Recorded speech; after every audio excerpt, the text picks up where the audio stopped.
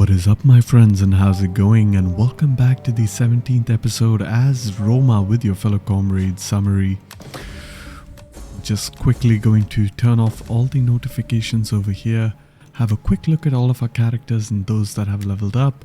We have a champion over here that I am going to put him in that army. Meanwhile, a quick look at all of the other characters that we can level up. We can get some more bonuses over here, maybe even get some, perfect. And just scrolling through our increasingly long list of units and so forth. Alright, over here we can get some empire maintenance going, and finally our champion over here can get his final level. Perfect. Everything is done now. Quick look at all of our buildings. And everything seems to be fine across our Roman Republic. And we want to build another auxiliary barracks there to keep improving our foreign population gain. Meanwhile, we want to upgrade as many buildings as we can possibly do so to further strengthen our provinces. And over here we want to build a regular barracks. Perfect. And with that, I'm pretty much happy with what's been done. Let's take a quick look at the tactical map. And in the previous episode, what we had done is we had begun the war of Caesar in Gallia, and basically we had invaded Raetia Noricum, conquering Octodurensium, which has been renamed to its Roman equivalent, after which we pushed into Bibracte, and then we invaded Germania Minor, capturing Vesontio, as well as Treverorum, and then Aduarica Tungurorum, another Roman name for the region. And finally we conquered Nemesetum, as well as Iuliobona, and of course Cenabum. Basically, Caesar has been marching all the way across the entire Gallia, and as said, we had wiped out the Nervii who were in control of Flavum, and we have gone ahead and liberated the faction at Flavum, the Frisian faction. And things are looking pretty good, but we still have to wipe out the Gauls in the western half of Gallia, basically the Pictones as well as the Averni. However, we have all of our armies in position ready to attack. And speaking of our armies, we are in the process of recruiting the last remaining armies of the Marian armies. We have Legio 18 Gallica over here recruiting its core legions, as well as we have Legio 20 Valeria Victrix.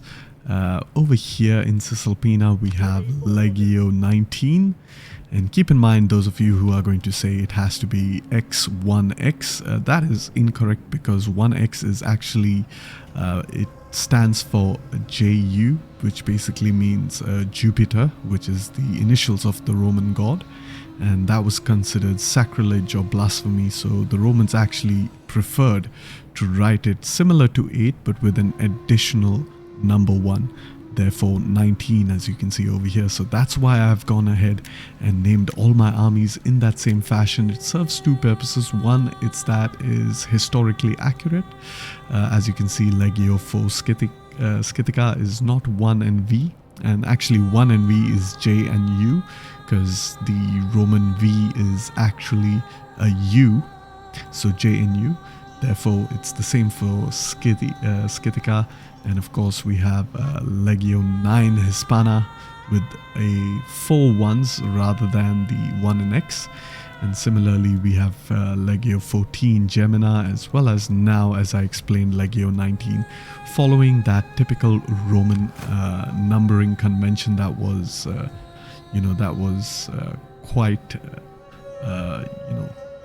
time appropriate in the classical era, as the Romans didn't want to commit sacrilege towards Jupiter. their god. However, later on as time progressed, and once the Roman Empire was Christianized, that's when they started changing these numbers to the more modern variants of 4 as well as 19 with a 1 and an X. Basically something that looks like this for 19.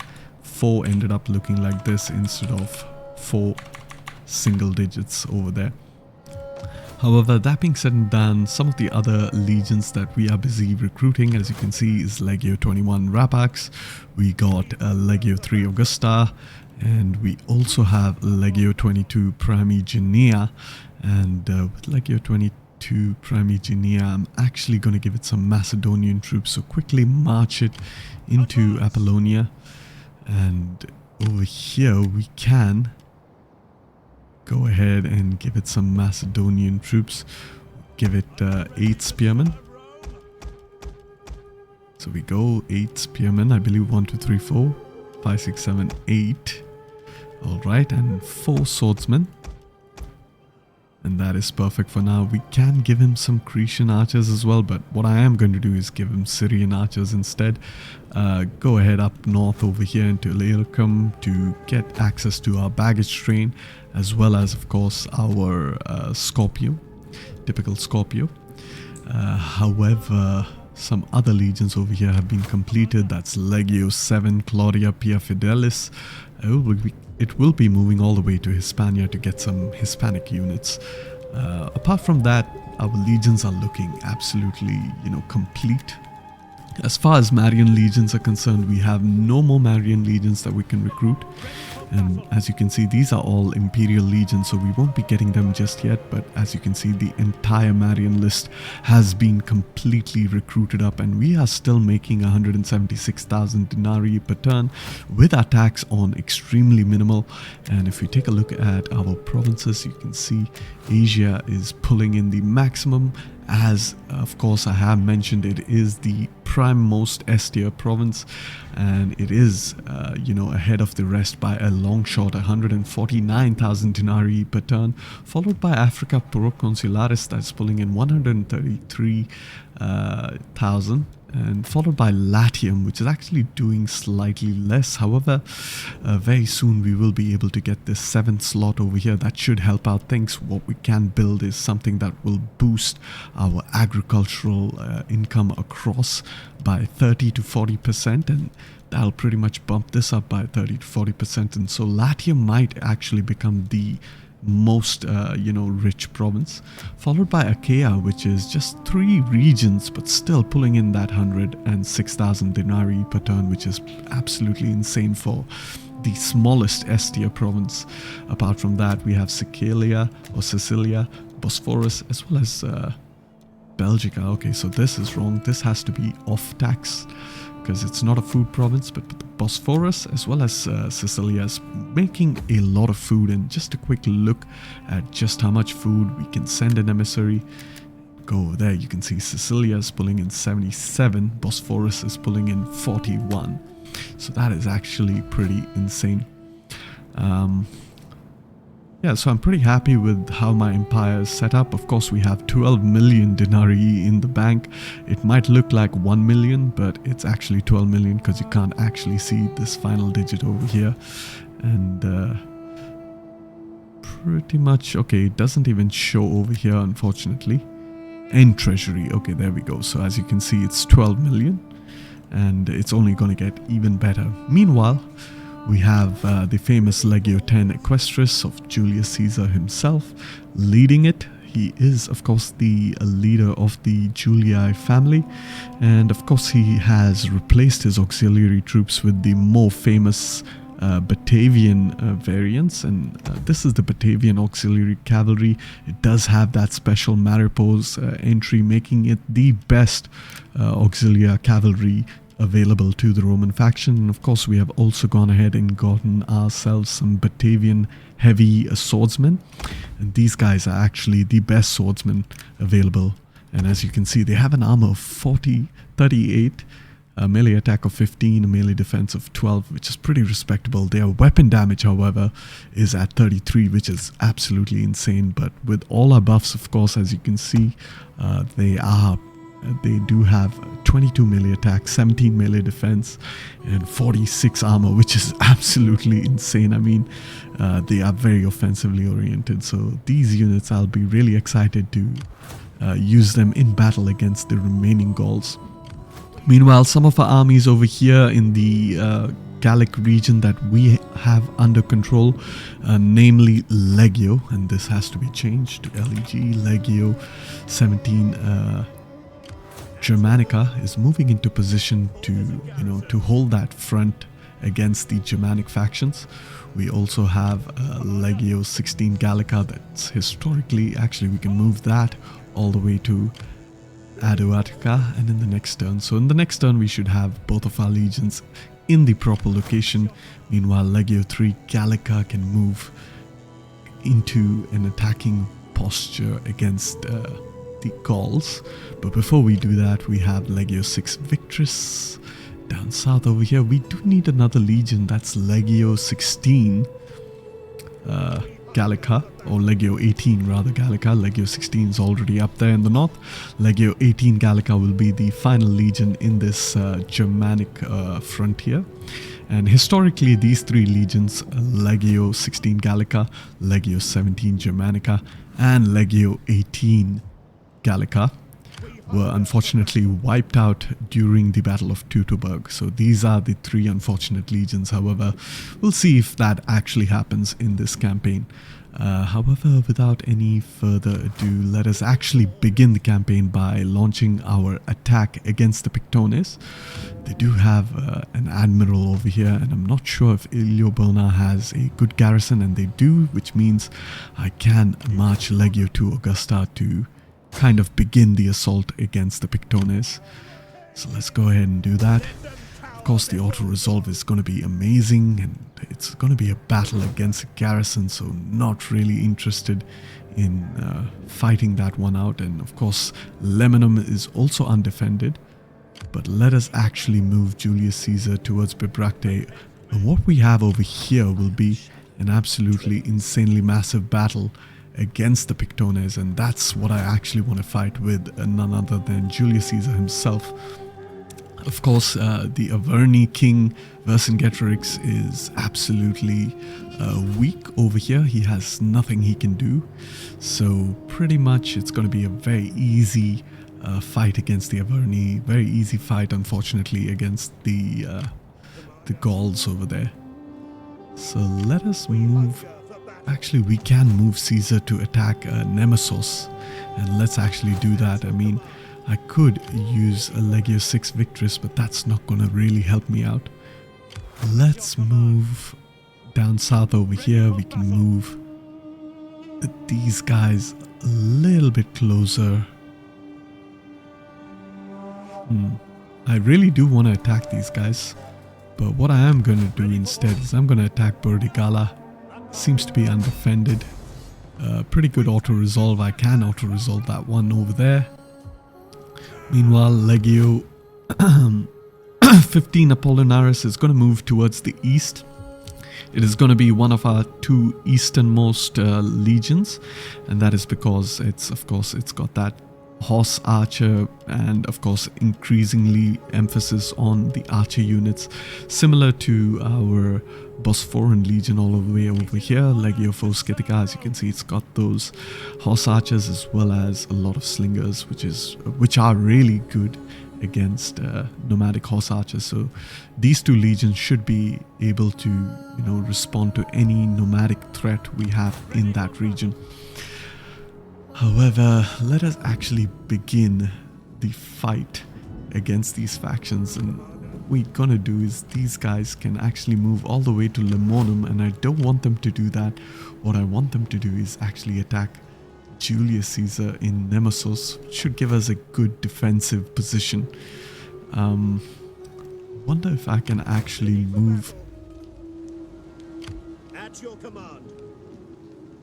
Let's actually attack Nemesis, right? And see if we can move these guys a bit closer.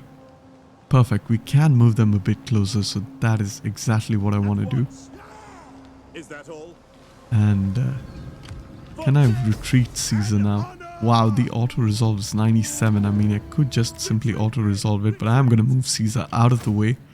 Meanwhile, go ahead, attack with this army. And move Caesar into. So that way, this army will take casualties. Caesar's army will be, untouched. And then we can have this pretty massive battle against the Pictonus stacks over here.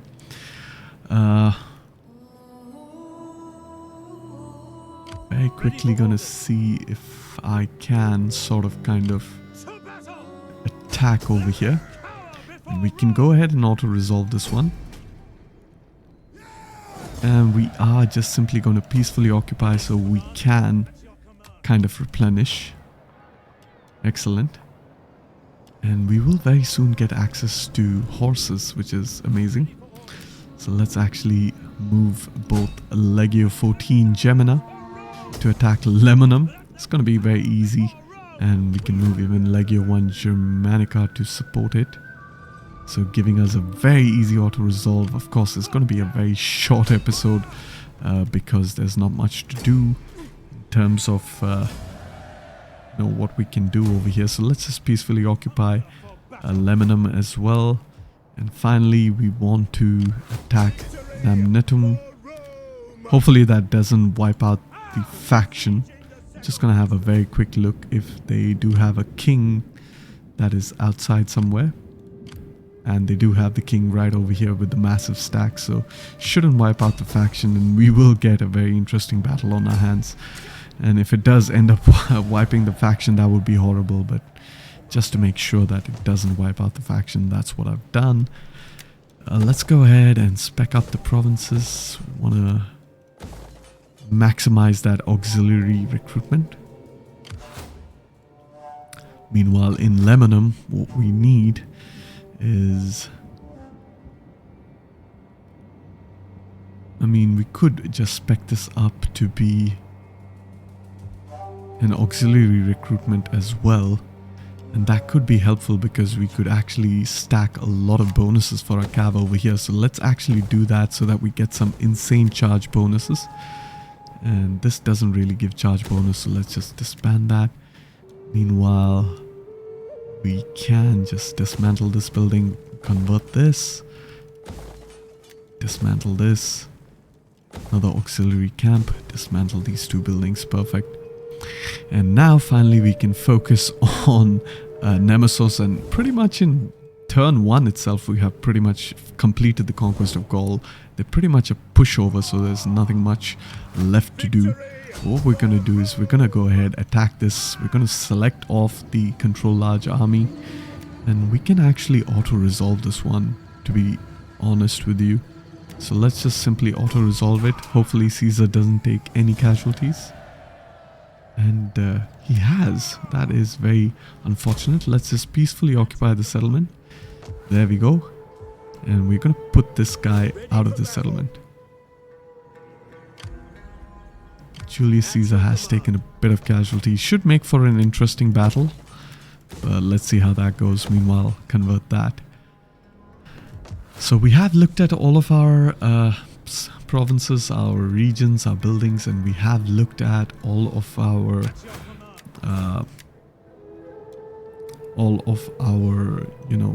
characters as well, and our politics as well. So there's nothing much else left to do in this turn apart from try to improve certain of our characters.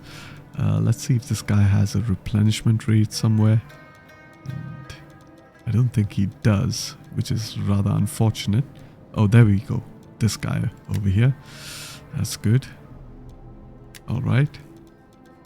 And there's nothing much else to do in this turn, so I am just quickly going to end the turn, and hopefully we will be having a very good fight on our hands. What I could do is, I could really assassinate this guy, but I'm not going to do that. Perhaps just sabotage his army. Maybe attack Vercingetorix over here with Legio 9 Claudia. So let's actually do that. Let's go ahead, get rid of the Averni. And they retreat. So do these guys. So basically we're going to stay in a fortified position over here, prevent them from coming back across this river. And with that, we are ready to go ahead and end the turn, and I will see you guys in the next turn. Alright, in the end turn, here we are in the end turn, and basically the Averni have decided to attack Nemesis and they have been wiped out. Meanwhile, the Pictones stack have gone in the complete opposite direction and have decided to attack Legio 11 Claudia. So we're gonna quick save over here, hop into the battle, and I will be fighting the battle, recording it, and trying to narrate the recording, as most of you guys have voted that I should try doing this method instead of what I currently do, which is basically real-time analysis of the battle.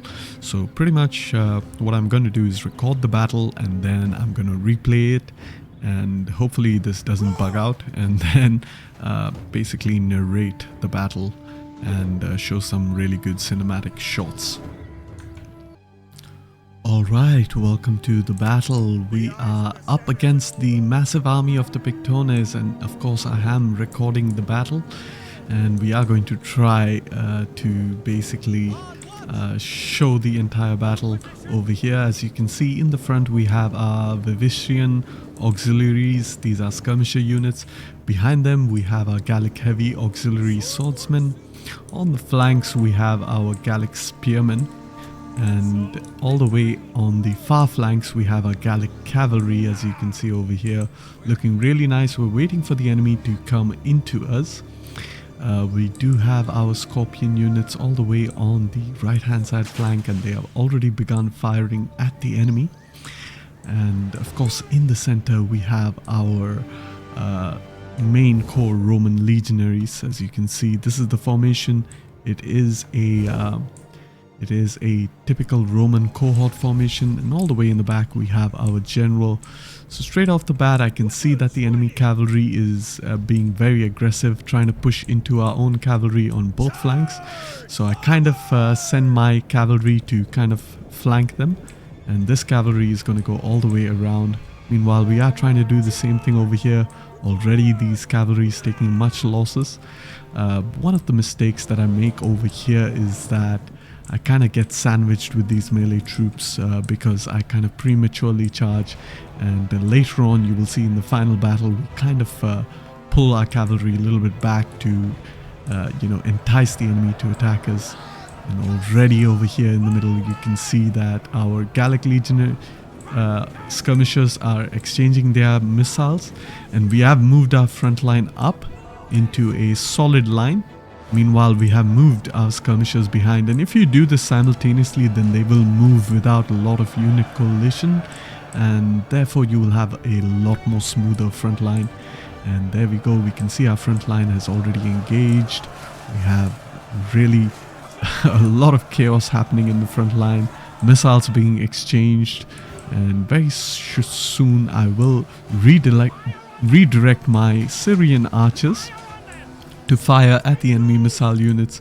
Meanwhile, on the flanks, as you can see, my cavalry is being flanked by their own melee units. Noticing that I need to support them, I have moved some of my other spearmen to kind of quickly and decisively defeat their cavalry so that I can free up my own cavalry. I'm kind of mimicking the same on that right flank, and that is because even on the right flank their melee have engaged. Meanwhile, very soon I will move up my legionaries into the fight, and pretty much using my Scorpion to hit their general. Has already taken a bunch of casualties from the Scorpion fire, and right over here you can see that the Scorpions as well as my archers are firing into their own archers, and very soon we will be able to completely rout their missile units. However, you can see the front line has been completely engaged along the entire breadth of the battlefield, and I have to admit this is a lot more cinematic for you guys. You can see a lot more of the fighting going on. Gallic troops fighting against their own Gallic troops, and there you can see it in the back. The missile units are busy retreating, and as you can see, my legionaries are slowly making their way up forward. And over here you can see a lot of the unit collision happening because these archers are stationary, but if these archers move backwards while the units move forward, then the collision will be a lot less. And as you can see over here, we have managed to free up our cavalry, so that's what we're trying to do. We've got our spearmen over here pinning down the enemy cavalry. The enemy cavalry decides to do the same. Some of my cavalry units are busy routing. Meanwhile over here we are nearly done with the right flank. Their entire missiles have kind of routed, so we're going to keep the pressure on those missile units. Meanwhile, our legionaries, we're going to exchange a lot of volley fire. We're going to start to cycle out our more depleted troops, and our auxiliaries are going to pull back very soon, and we are going to charge with our own legionaries, thereby giving fresh troops to fight against their winded units. And now that their archers have fully retreated, we are redirecting our own archer fire into their front lines. Meanwhile over here on the left and right flank, our cavalry is completely free, so we are going to maneuver our cavalry, and we are going to very quickly attack that cavalry on the left flank. Meanwhile our spearmen over here, they are outnumbered. As you can see, we have 1 against 4 units, but these units are extremely defensive, and as you can see, they're not taking a lot of losses. Meanwhile over here, our main legionaries have pushed into the front line, and very soon we will move our own Gallic auxiliaries behind to get some much needed rest. As you can see over here, they're gonna pull behind, and very soon we have exchanged the front line. And this is very typical of the Roman fighting style, where you cycle in troops, you take out the more tired troops and you replace them with more fresh troops. As you can see, the entire Gallic front line is kind of tired. Some units might even be exhausted, but our units are fresh, which means they fight at 100% strength versus their 70% strength, which is very good. Meanwhile, our general is trying to get involved in the fighting. He is moving up, and he will get a very good charge against their retreating cavalry.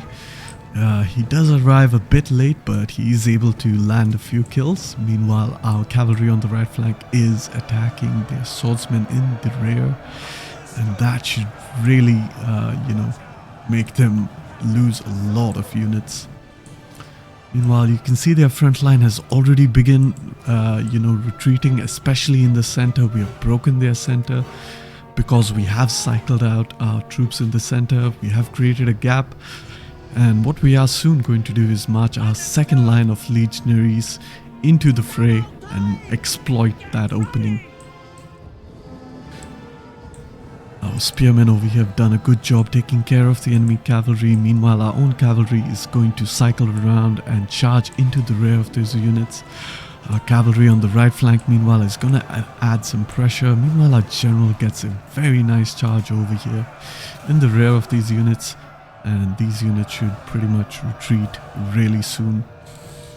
Quick look at the center, and as you can see, our troops are pouring into that center. We are going to start flanking in either direction, hitting these units on either side. Meanwhile, over here we have managed to flank with our own legionary units, and the fighting is pretty much in our favor, as we are slowly going to split the front line in two. And over here, as you can see, our cavalry is going to charge. We're going to send 2 of our cavalry here and the 2 of the other cavalry in the other direction. We're going to get a very juicy charge on these guys, and very soon they're going to retreat as well. So you can see some pretty devastating charges over here to quickly and decisively win the battle. And of course, our own Gallic troops are doing quite a number on the enemy units. And over here we've completely crushed their left flank. Meanwhile, in the center we're continuing to exploit that opening. As you can see, their general meanwhile is isolated and has only 93 units left. And our legionaries holding the general are pretty well rested. And they're going to be able to get a lot of kills against this general unit. As you can see over here, some really nice fighting going on. Unfortunately, we weren't able to complete our, encirclement due to, of course, this unit blocking our units. And before we can even get our first cohort into the fray, they are slowly making their way towards the center. The entire enemy army is in retreat, and as you can see, that's quite a decisive victory. So I will see you all in the campaign. Alright, and with that we have won the battle quite decisively. Their leader has survived. We are going to enslave all the captives, they're going to retreat, and the end-turn is going to continue, after which we are going to pretty much wipe out the other remaining armies with Julius Caesar himself. And our ally is attacked, and I don't think I want to actually join this. I mean, the Mamlakata at Himyar. I mean, I might as well join it to keep them on my side, and of course not to get any diplomatic hit, as we are already a little bit low as far as our diplomatic reputation is concerned. Alright, so here we are in the next turn. Some of our characters have leveled up, so let's go ahead and give them that level. We have classes 2 Italica Ferox. And for this guy, we've pretty much gotten everything we need, so what we are going to do is simply just maybe improve their movement speed. I don't know if it really affects navies, but I mean, I might as well just get it since there's really nothing else to get. Meanwhile, another character, the leader of our legion over here, Claudia, has also leveled up. And of course, we are going to take the army upkeep as well as the replenishment. But as you can see, this legion is already almost completely, replenished. And that is just the power of course, the Roman army. And what I am going to do is I want to attack this. Meanwhile, just a quick look at Julius Caesar. His army hasn't replenished that much. We do have some losses with his army. Meanwhile, the other army is looking quite good. But what we are going to do is we're going to attack this stack of Pictones over here, and most likely they will retreat because they don't have a lot of units. It won't be an epic battle. The epic battle has already been fought with Legio 11 Claudia. But in order to ensure that these guys do not retreat at all, what we are going to do is we're going to push our attack with Claudia. And this guy can't retreat. Okay, that's interesting. What about the other? No, never mind. What we can do is actually move this army back towards Tolosa for some replenishment, as of course it has taken some Roman casualties, and the only way we can replenish that is with proletari, and we should have a good amount of proletari in Tolosa. Meanwhile, we're going to push Legio 11 Claudia into Burdigala to protect that city from being taken by the Pictones. And over here, what we're going to do is basically just get the remaining buildings, focus up on our buildings over here, go ahead, keep upgrading all of the settlements very quickly. Excellent. And things are looking quite good. Our economy is also pretty good. And okay, hold on, we can upgrade these over here. Excellent. Alright, and now next thing what we need to do is we need to get some auxiliary troops. So let's actually move all the way into Carthago Nova with this army. And we are just simply going to get Balearic Slingers. And they are over here, 1, 2, 3, 4 of them. Apart from that, we can also get a Scorpio. And after that, we are ready to move all the way up north with this army, getting some Gallic recruits along the way. Meanwhile, this other army has also built up completely, so we are going to move him towards Olisipo to get some more units. And Actually, not Ulisipo. We want to move him towards Toletum. Yes, perfect. Apart from that, we have a Legio 7 Claudia Pia Fidelis. We are going to keep moving him towards Hispania. Move Legio 15 Apollinaris towards the east. Keep doing that. Meanwhile, Legio 3 Augusta has also built up, so we're going to send him towards Narbo Matius. We got Legio 19 up over here that we can move into Bibracte, so we're going to move Legio 3 Gallica into Cenabum.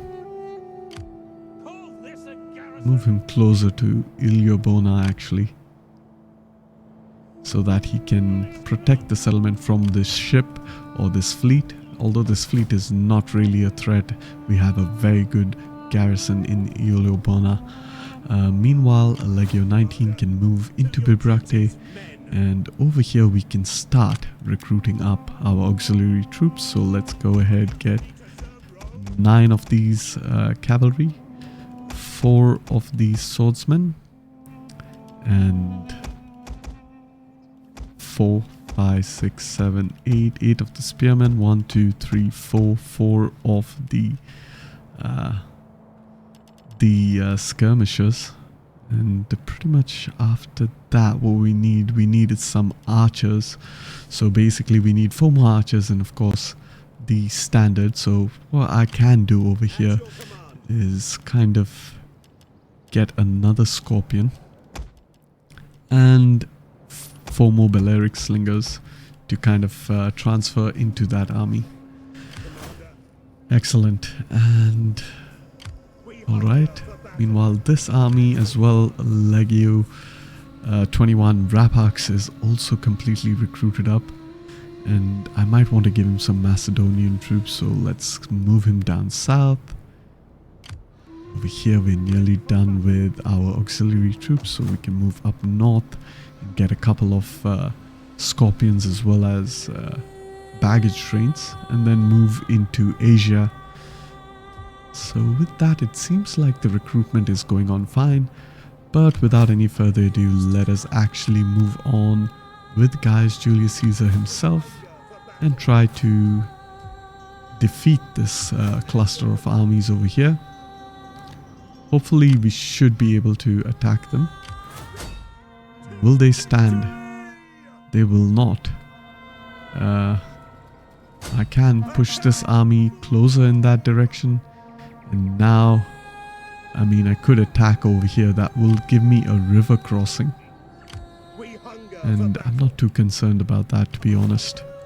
Meanwhile, our legions over here, this one is fully replenished, so it's a pretty good legion to attack with. However, let's see, what do we have here? Do we have some proletari? We don't. So let's actually move this army back to Cenabum for some replenishment. Meanwhile, move Legio 1 Germanica to finish off this army over here. I don't think Julius Caesar should reinforce. It's pretty good auto-resolve, so we can just go ahead auto-resolve that one. Go ahead and slave all the captives. Looking pretty good for now.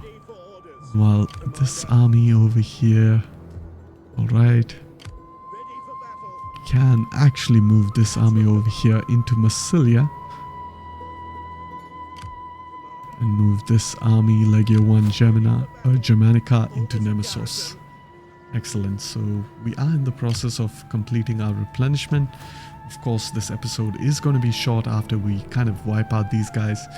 We could extend the episode by attacking the Cantabri, although historically they were conquered later, after the great Roman civil war between Augustus and his contemporaries. That being said and done, let's go ahead and attack this army with Julius Caesar. We're gonna attack deeper, so hopefully we won't get that river crossing, and of course I could auto-resolve it, but I am gonna quick save over here, hop into the battle, and once again I am going to record it and then narrate the battle for you guys. So see you all in the battle. Alright, welcome to the battle. As you can see, we have lined up our legionaries in their typical formation of the legionaries. We have our revision light auxiliaries in the front looking really nice, and they are slowly marching towards the enemy. Meanwhile, behind them we have our Batavian swordsmen. These are our Gallic auxiliary spearmen on the flanks. In the core center we have our Batavian swordsmen over here holding their pila for the moment. However, very nice looking Germanic unit, and one of the most famous auxiliary units for the Romans. Meanwhile, we have our Syrian archers all the way over here in Gallia, and behind them we have Legio 10 Equestris in position. On the flanks we have a Batavian cavalry, as you can see, some of them with that face mask, really elite unit. And already the enemy is in formation, and we are exchanging missile fire with the enemy cavalry. Once again we do that similar mistake of charging prematurely ahead of our front lines, and we're doing it on both flanks. However, in this battle the enemy is a lot fewer, therefore we don't have a lot of issues, and we are trying to quickly get rid of this cavalry unit. Fantastic. Some friendly fire going on over here, unfortunately, and it hasn't really affected us all that much. Meanwhile, all the way in the back, our general Gaius Julius Caesar himself, watching at the battle, issuing orders to his men. And of course, we have destroyed the enemy cavalry, and all that remains is, of course, dealing or mopping up the enemy infantry. We have moved our Batavian troops to the front lines, and they are going to exchange a lot of pila fire with the enemy units, as you can see over here. And since this is a replay, I can actually turn on the trees, I guess. And of course the enemy is charging into our own units, but they are being hammered by our own missiles, and they are going to be able to get a charge off on our units, but we don't really care. We just want to hold the line. And meanwhile, what we're doing is we are also moving our spearmen onto the flanks, on either flanks, to extend our front line and to try to encircle it. And as you can see, a lot of carnage going on over here. There are no real clear targets for our own missile troops, so we are just firing at the front lines. Our skirmishers in the back, meanwhile, have basically firing their javelins into the front line, and already some of the front line is breaking completely. As you can see over here, our front lines are doing quite well in this battle, as of course we are fighting against a lot less elite troops as opposed to the previous battle. And as you can see, they don't really stand a chance. Our Batavian troops are gonna dish out some real punishment against these units. They are really elite units. They have really 24 melee attack, which is absolutely insane. And just keep firing over there. Meanwhile, over here you can see that these melee troops are trying to get a hold of our cavalry on the left flank, but we have our spearmen there just in time. We're kind of pulling them out. Meanwhile, our Scorpion is doing a number on their general. And it is at this point of time I realized that we can free up our cavalry to try to attack these missile units over here, and that's precisely what we're going to do. Meanwhile, our cavalry is done routing out this unit. We're pulling them back into the fray, and our spearmen have almost encircled the enemy front line, so it's pretty much nothing much else they can do. We are pretty much doing the same with our Batavian swordsmen moving into the fray. And already you can see pretty much the entire enemy army is already in full retreat. Meanwhile, over here on the left flank, our Gallic spearmen are holding down the enemy infantry, and we are very soon going to initiate a charge against them. And over here, our Batavian swordsmen charged into the back of that unit, and they are losing decisively. They turn around to face, and they are pretty much wedged in a very horrible position. Meanwhile, over here, as you can see, that charge is absolutely devastating. I mean, a lot of these units have like completely shattered with a singular charge. And of course, over here we are surrounding the last remnants of the Pictonus resistance. And with that, we have won a pretty simple and decisive victory. our core legionaries didn't even have to take part in the fighting, and of course pretty much managed to completely win the battle with purely auxiliary troops, therefore limiting the casualties to our own Roman citizens. And with that, we have attacked both armies over here with Julius Caesar himself, and both of them are going to be completely wiped out. We are going to go ahead and enslave all the captives. And with that, we have stabbed the faction leader of the Pictones. Not quite sure if it will wipe out the faction, and I don't think it has. We might have a new faction leader somewhere over here. And it's pretty much this guy who is the new king of the Pictones, but there's nothing much he can do. Meanwhile, Julius Caesar can move towards Narbo Martius to kind of replenish his armies. And with that, we are almost done with this turn. Nothing much else to do in this turn. So I'm going to go ahead, keep sending my spy into Cantabria, and we are going to try to attack that faction as well, just to give the episode a little bit more time. Meanwhile, this army over here in Nematusena can move all the way towards Iolurbona. Is taking some unnecessary losses, and maybe that's because our supplies are really low over there, and that is absolutely correct. However, it should be able to replenish completely in the next turn and reach closer to that faction leader. However, over here, I wonder if I could attack over there.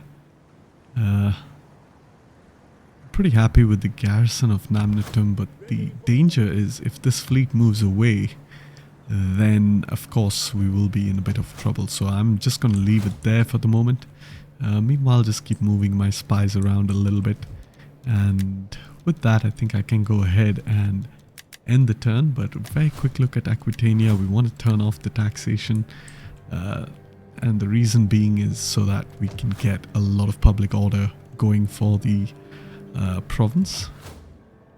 And yes, with that, let's go ahead, end the turn, make sure our armies have moved so that the end turn is that much shorter. Excellent. So we have 2 of the 3 unfortunate legions that were wiped out in the Battle of Teutoburg, which happened somewhere over here. However, we are just going to move them to the frontier to protect the frontier against the Germanic factions. And with that, as you can see, we have completed our conquest of Gallia with Julius Caesar itself. It's been a pretty easy episode so far. However, we will attack the Cantabria and kind of secure our western extremity of the Republic. Alright, welcome to the future. We have fast forwarded a few turns in the future. And that is because we have mobilized our armies in preparation to attack the Cantabria. We have completed our research and some of our characters have leveled up. So let's have a quick look at our characters. Then we will have a look at our provinces and of course our politics. And this character has leveled up so we can get the final 2 skills that we need. Excellent. Then we can give him the movement speed. And let's go ahead and dock this guy into the port.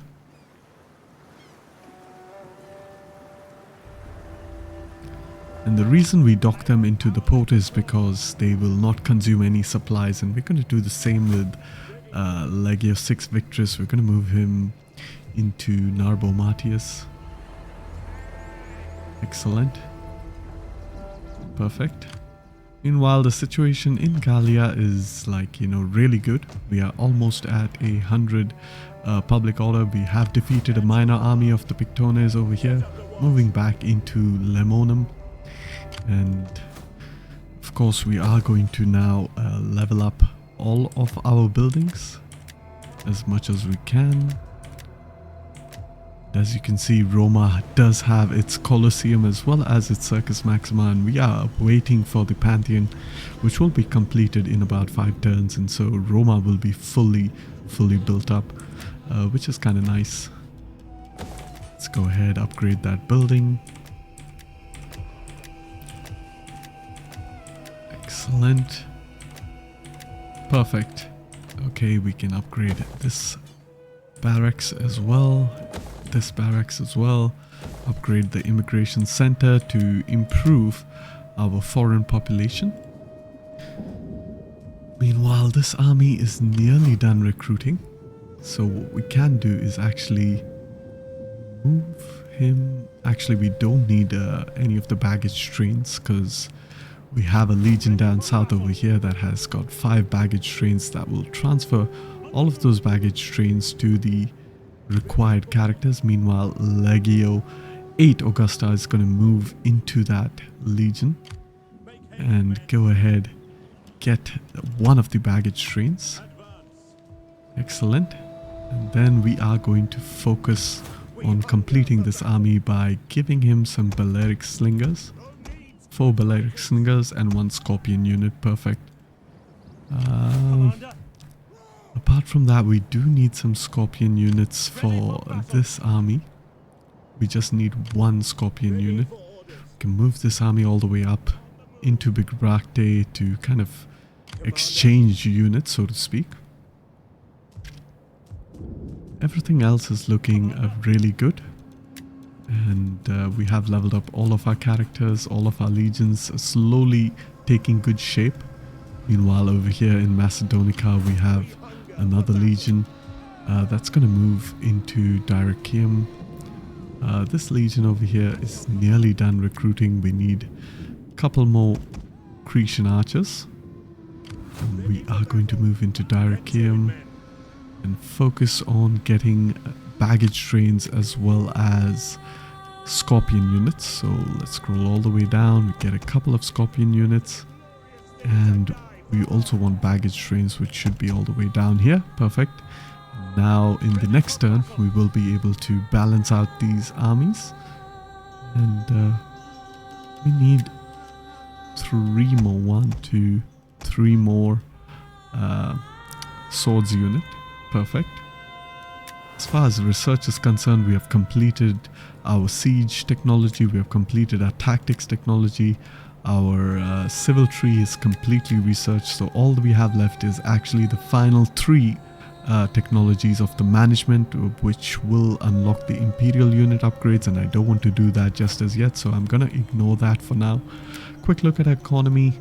It's looking to be pretty good. Asia has crossed the 150 mark. Meanwhile, Latium is slowly picking up. What we really need is, of course, to unlock this, and then we will be able to see the power of Latium. Keep in mind, I haven't really spec'd Latium for the best, economic output, and that is because, of course, we are building the Pantheon, and the Pantheon actually gives -13 to regional income. But if we don't build the Pantheon and we build something else, for example, we can go ahead and build the Forum Venerium. That's pretty good. We can build the Forum Boarium. That is even better. I mean, it gives a total of 1,200 wealth, 900 of which is local commerce, 300 is livestock, and most importantly, it does give 50% wealth from all livestock, which basically means instead of making 1,000 from these cattle ranches or centralized ranches, we'll be making 1,500 each. That's a total of 1,500, so that is pretty powerful. And of course, it's almost equal to an entirely new cattle ranch all on its own, almost 2 cattle ranches in fact. Basically what that could do is that could really spiral Latium into a behemoth, because we will basically have 2,000 more income from Latium, and if we take it into the modifier, which is about, let's say, 280%, so that's 2,000, that's gonna add at least another 6 to 10,000 to this province, and as you can see, that will make a huge difference to the income of Latium. Apart from that, of course, even the Circus Maxima and of course the Colosseum is not all that great as terms of buildings. They do give a lot of public order and wealth from culture. However, we can further spec into agricultural income by basically building the Forum Carpedennis, which gives more food and 20% wealth from all agriculture. and basically that will affect every single agricultural building in this province, and that can be massive as well.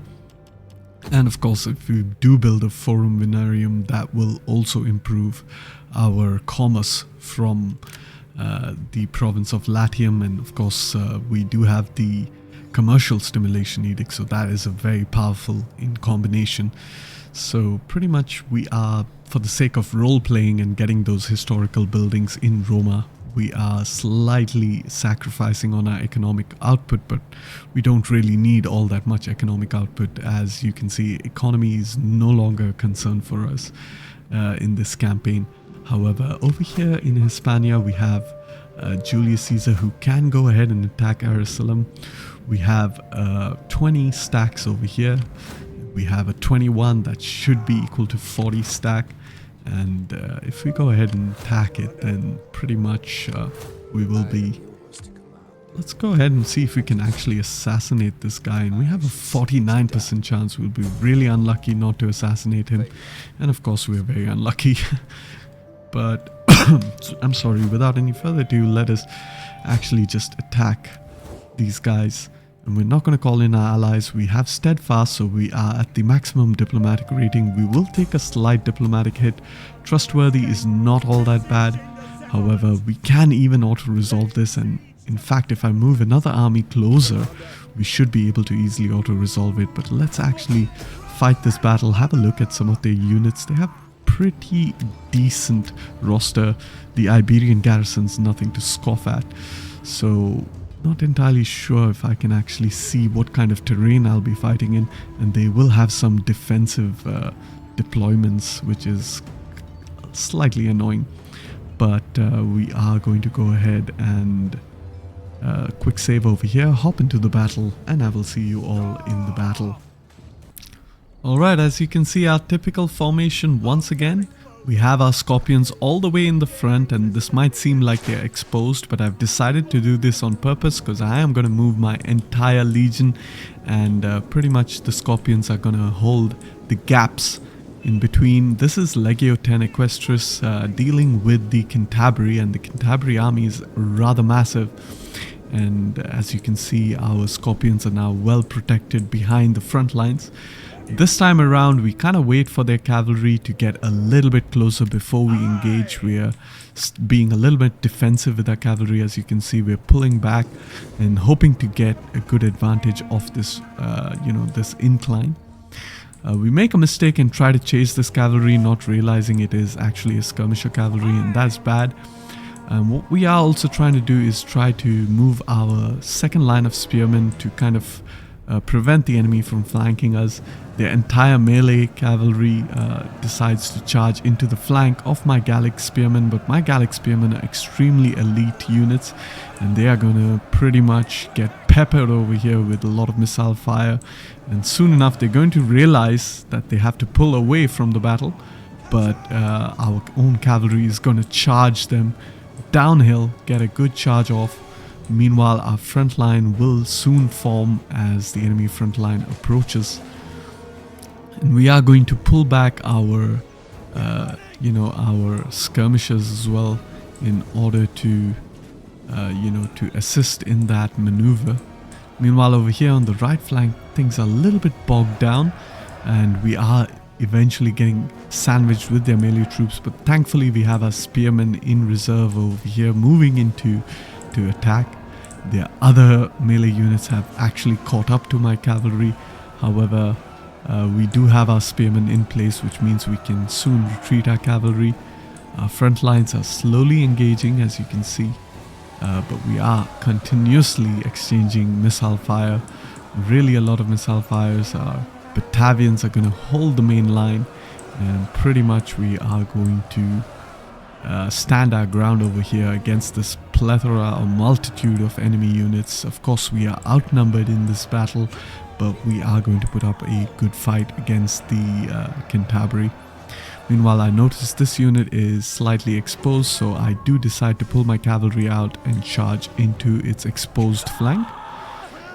Over here, our own cavalry is taking a bit of damage. They are bogged down. However, their cavalry is, of course, routing. Meanwhile, Julius Caesar himself decides to join and charge, and he gets a pretty good charge off on that unit, which is amazing. Already racking up 8 kills, and he will get a lot more kills by the end of this battle. Julius Caesar is a bit more active in this battle, as we need each and every single unit that we can get.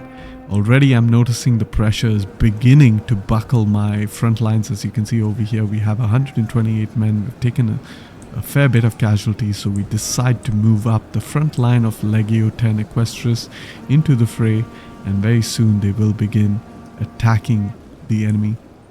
And I do notice a bit of a glitch here with I'm guessing I can't really see their faces, which is kind of, I'm guessing it's to do with the lighting. It's not a glitch. Yeah, it is the lighting. It's pretty much our front line is still holding as much as we can, and all of a sudden I notice there's a gap here, so I move my skirmishers who have depleted all of the ammunition, and I am getting ready to flank the enemy unit from the left side.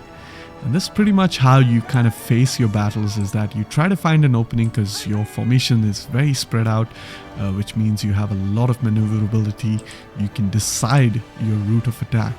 And pretty much over here my cavalry is entirely free, and I'm looking to crush their left flank. Meanwhile, my cavalry has dispatched the units over here. Guys, Julius Caesar charging into the left flank, and he is soon going to be joined by his left wing. And we're going to have a pretty good charge overall, and most of the units are going to rout from this. Meanwhile, our legionaries still waiting patiently to join the fight, and very soon they join the fight, and I will begin pulling back my Batavians for some well-deserved rest. As you can see, they are still fresh, and but the Iberian troops are kind of already drained in terms of their stamina. Our legionaries are very fresh. Meanwhile, our far right flank, or our middle right flank, I should say, our spearmen are taking some casualties. As you can see, this unit over here is at 123, it's also losing. Meanwhile, this unit is 100, so taking some bit of casualties. So I decide to move my second line of reserves to support that side of the battle. So that's the flexibility of the Roman army right there. You can really pull in and out your units. As you can see, the Batavians are pulling out, and the initial idea was to support over here, but then I opt against it, as most of them are fresh, but they have taken a slight bit of casualties. So I decide against it. Meanwhile, Julius Caesar is getting himself ready to do a final charge against this final unit over here on the left flank. And there we go, he's going to charge into this unit. Pretty devastating charge once again. A lot of the units have kind of fallen, and they are now losing decisively. Meanwhile, our cavalry on the left flank is absolutely free, so we're going to do a bit by chasing down the enemy units over here. The lighter units that don't pose a threat to our own cavalry. Meanwhile, on the right flank, things are looking pretty dire. We're not able to create a a breakthrough.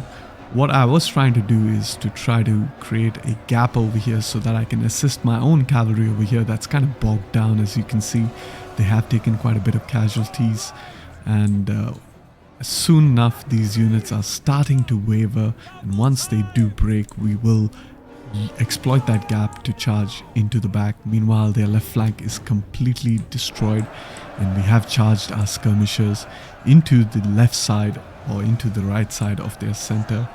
Meanwhile, our own legionaries are doing quite a good job. They hardly taken any losses because they are fresh and they have a really good fighting capacity. Our legionaries are supporting our middle right flank. As you can see over here, they're charged in, and so I decide it is time to pull back my spearmen, my Gallic spearmen, who've taken quite a bit of casualties, and right now my legionaries should be able to hold the enemy quite effectively. Most of them are tired, so they won't be able to put up a good fight against my own legionaries. Meanwhile, Julius Caesar is just busy having a field day, chasing around a lot of units. As you can see, he is already 90 kills, hasn't taken a single casualty. Meanwhile, we are slowly beginning to surround the enemy unit. I decided it's time to move my first cohort to exploit this gap over here. We do have a couple of situations going on. We have their center, which is fairly weak, fighting against my legionaries, so no main threat over there. Their left flank is completely shattered. They have a couple of reinforcements arriving. Their right flank, their far right flank, is about to be shattered, as we have made that gap over there. So we are going to charge our cavalry into the backs over here. As you can see, they're going to charge into the enemy cav already, and we are going to support them with our spearmen to make sure that this cavalry is broken, thereby freeing our right flank of cavalry. And so I realized the main threat is this huge enemy blob over here, so I am going to counter them with my best infantry unit, which is of course the prestigious first cohort with the eagle. Of course now, so as you can see, we are slowly surrounding these units with our own legionaries, and they are getting quite a number of kills.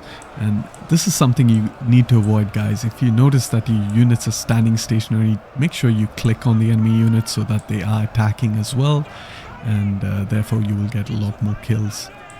However, my first cohort is slowly but surely maneuvering its way around into the main blob of the enemy, and they will get a very juicy charge at the end of it all. Meanwhile, their reinforcements have been pinned by my own left flank, which was free to kind of encircle the enemy. My right flank, meanwhile, however, has also been freed, so pretty much moving my entire cavalry left and right flank to charge this unit, get it out of the fight. And with that, all that remains is their general over here that's isolated, but our legionaries have nicely surrounded the general unit, and should the general break and of course our first cohort charge into this blob, then the entire enemy will lose the will to fight.